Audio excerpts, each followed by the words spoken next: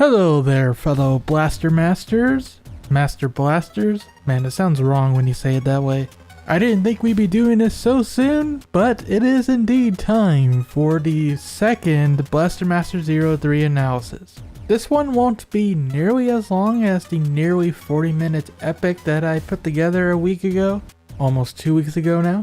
Which, by the way, if you have not seen that analysis yet, I highly recommend you go check that out, because I will be revisiting it a little bit to talk about a new theory that's come to light. And we got some new trailer footage and a couple other things to cover as well, so let's blast off. And we'll acceleration blast things off with the news.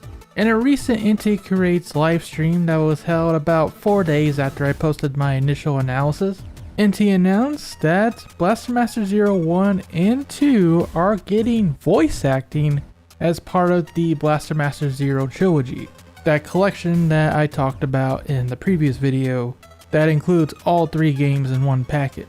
Now this is Japanese voice acting.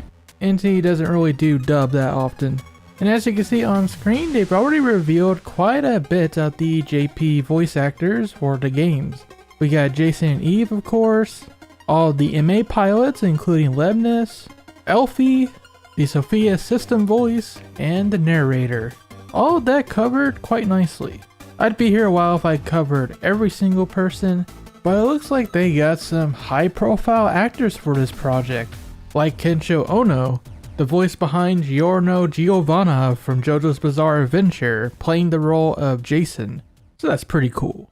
Now the English language website makes it sound like the voice acting is going to be exclusive to the Blaster Master Zero Trilogy, but in reality the Japanese website mentions that the digital versions of both games will be updated in the future as well, whether that be along with the trilogy or at a later date.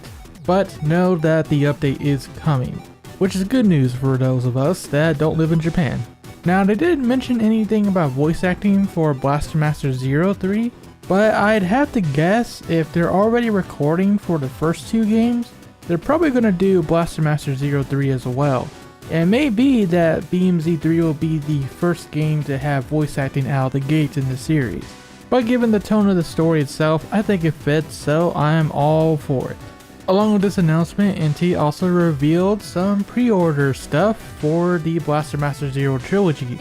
Like, you know what? Never mind, we don't need to cover that.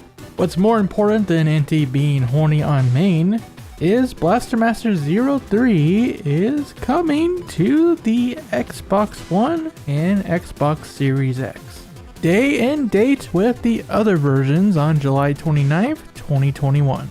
Surprise! You may be wondering, wait a moment, why didn't Inti just announce it's coming to the Xbox in the first place then? Well, apparently they were saving that announcement for the ID at Xbox livestream event that they had a little while ago. So it is what it is, I suppose. What's really relevant to us is that the Xbox trailer has some new footage for us to look at. Ooh. So let's break down the new stuff real quick. The first new scene has the Sophia facing off with a purple Gather Zavira outside this dome-like structure that's been seriously damaged. It's just cracked all over the place. You can actually see a little bit of what looks like buildings inside one of the cracks.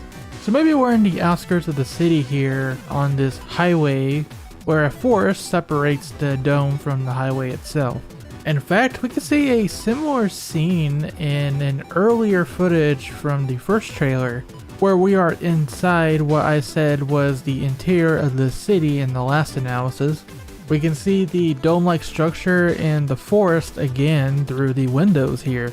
Although it doesn't look nearly as damaged as it did before, but maybe that's just a perspective thing.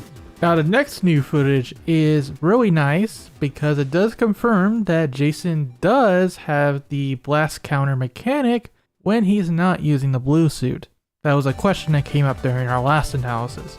Great to have that confirmed.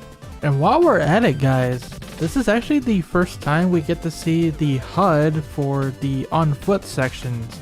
Let's take a quick look at it. Like in BMZ2, we have the main shot, the sub weapon, and the blast counter. But what is new here is the same orange bar that we had on the Sophia, which is a quick recap. The orange bar allowed the Sophia to use more powerful shots, and those powerful shots would consume the orange bar instead of the blue SP bar. That will lead us to believe that perhaps Jason can power up his gun with the orange bar similar to the Sophia. Either that, or I could see it being a balance change to discourage you from spamming the most powerful weapons too much.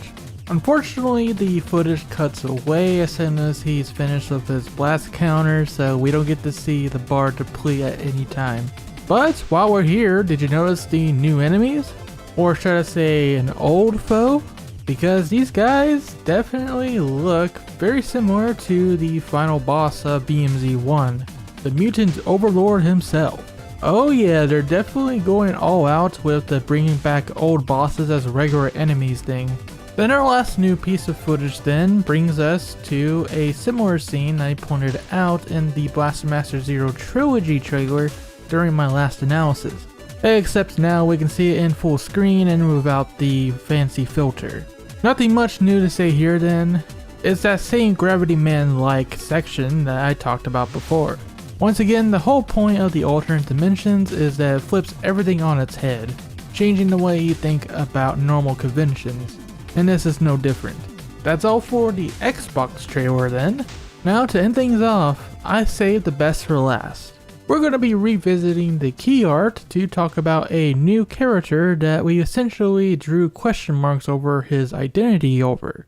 Yep, I'm talking about this new Metal Attacker pilot right here. Who is this guy? In the previous analysis, we entertained the idea of him being related to Roddy from Blaster Master Blasting Again, but concluded that their designs don't match, and Roddy and Elfie are kind of dead in this timeline. Well, that's okay, because I'm a dummy pants!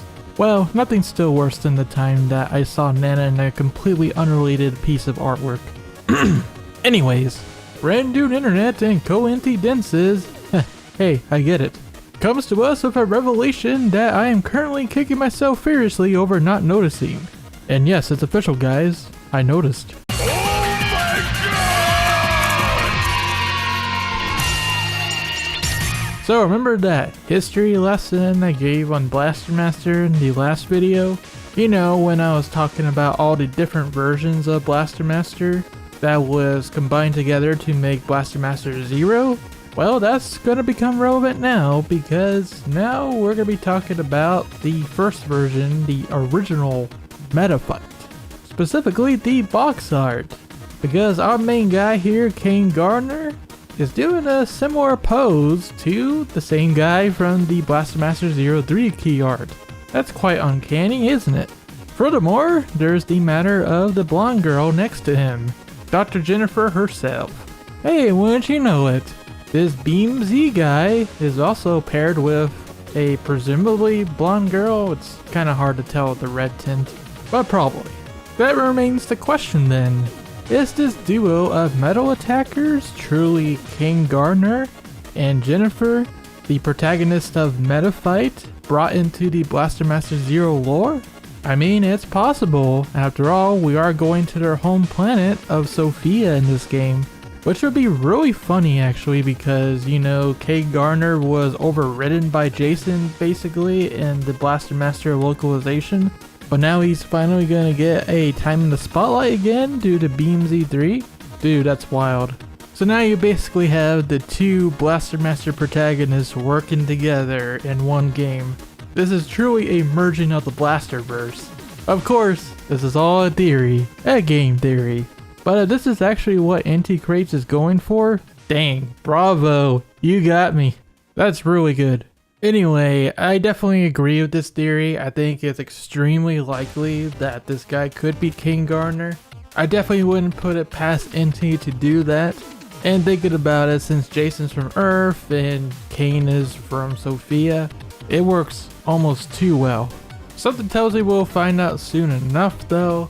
So we're going to be leaving it at there. Guys, thank you so much for watching and for laughing at me for my dumminess. Thank you to all of the ShadowRockZX channel members. including SA class supporter Vint Crystals and GA class supporter Austin Buford. Thank you very, very much. No doubt there will be a third Blaster Master Zero 3 video in the future, so stay tuned for that and all things Mega Man and NT Creates as well. Until next time, rock on and have yourselves a great day.